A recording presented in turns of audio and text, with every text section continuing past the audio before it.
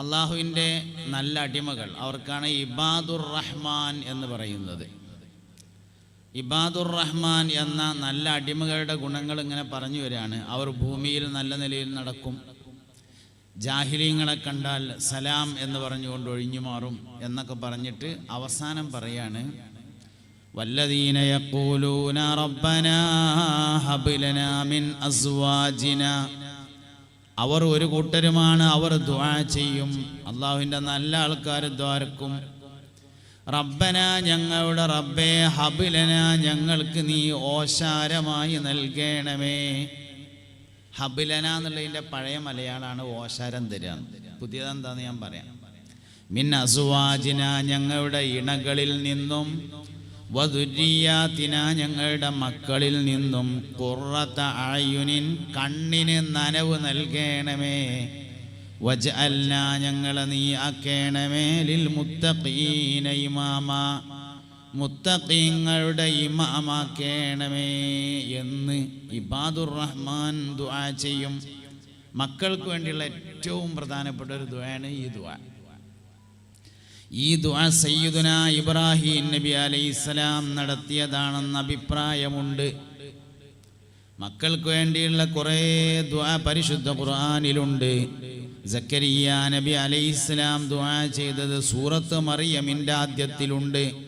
ഖാഫ് ഹാ യാ ഐൻ സാദ് ദിക്റു റഹ്മത്തി റബ്ബിക അബ്ദഹു സക്കരിയ ഇദ് നാദാ റബ്ബഹു നിദാഅൻ ഖഫിയ قال رب إني وهن العظم مني واستأل الرأس شيبا ولم أكن بدعائك رب شقيا إني خفت الموالي من ورائي وكانت امرأتي عاقرا فهب لي من لدنك وليا. അവിടെ ഉപയോഗിച്ചത് ഫഹബിലി, എനിക്ക് നീ ഓശാരം തരണേ എന്നാണ്. ഓശാരം എന്താണെന്ന് ഞാൻ കുറച്ച് കഴിഞ്ഞിട്ട് പറയും. ഇങ്ങനെ മക്കൾക്ക് വേണ്ടിയുള്ള ദുആക്കെ പരിശോധിച്ചാൽ അവിടെയൊക്കെ ഹബിലന എന്ന വാക്ക് ഉപയോഗിച്ചിട്ടുണ്ടാവും. ഓശാരം എന്ന് പറഞ്ഞാൽ വെറുതെ കിട്ടണ മുതൽ 4 എണ്ണാണ്. ഒന്ന് സക്കാത്ത്, രണ്ടാമത്തേത് സ്വദഖ, മൂന്നാമത്തേത് ഹിബത്ത്, നാലാമത്തേത് ഹദിയ. ഇങ്ങനെ പിന്നെ സാധാരണഗതിയിലുള്ളതല്ലാത്ത ഫൈ സ്വത്ത്, ഗനീമത്ത് സ്വത്ത്, അങ്ങനെ കുറേ വേറുണ്ട്.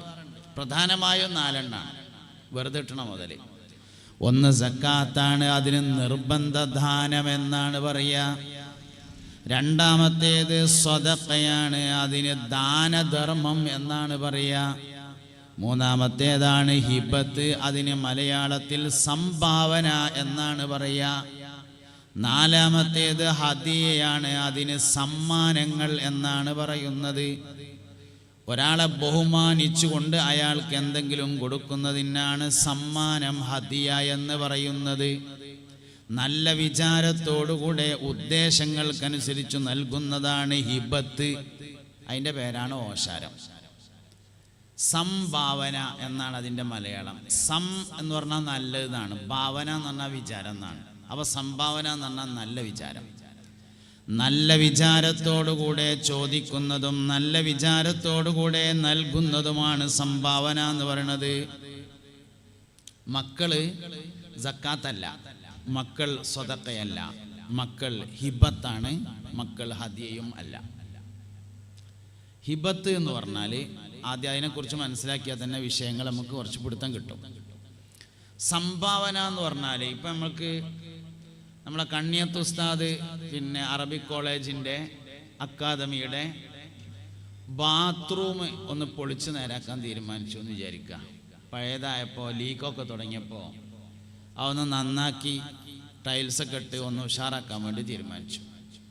അപ്പം നമ്മൾ അതിന് സംഭാവന വാങ്ങും.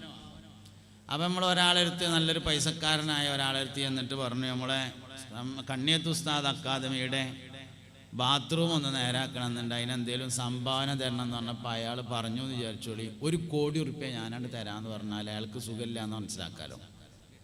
കാരണം ബാത്റൂം പൊളിച്ച് നേരാക്കാൻ 1 കോടി ഉറുപ്പ്യ വേണ്ട, അതിൻ്റെ പ്രശ്നം.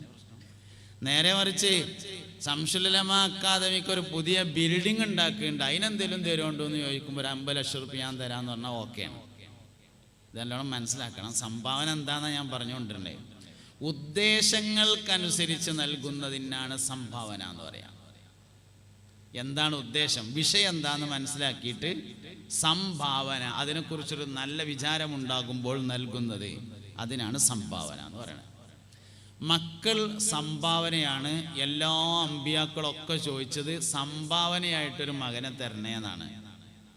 എന്താ സംഭാവനയായി തരിക എന്ന് പറഞ്ഞാൽ, വാപ്പാൻ്റെ ഉദ്ദേശം എന്താണോ അതിനനുസരിച്ച് തരുന്നതിനാണ് സംഭാവന എന്ന് പറയാം. ഉമ്മാൻ്റെ ഉദ്ദേശം എന്താണോ അതിനനുസരിച്ച് തരുന്നതിനാണ് സംഭാവന എന്ന് പറയാം. ഇപ്പം ഇത് റജബ് മാസമാണ്. റജബ് ബറക്കത്തിൻ്റെ മാസമാണ്. റജബ് ആയാൽ മുസ്തഫ നബി സല്ലല്ലാഹു അലൈഹി വസല്ലം ദുആ ചെയ്യാറുണ്ടായിരുന്നു. അല്ലാഹുമ്മ ബാരിക് ലനാ ഫീ റജബിൻ വ ശഅബാൻ വബല്ലിഗ്നാ റമളാൻ.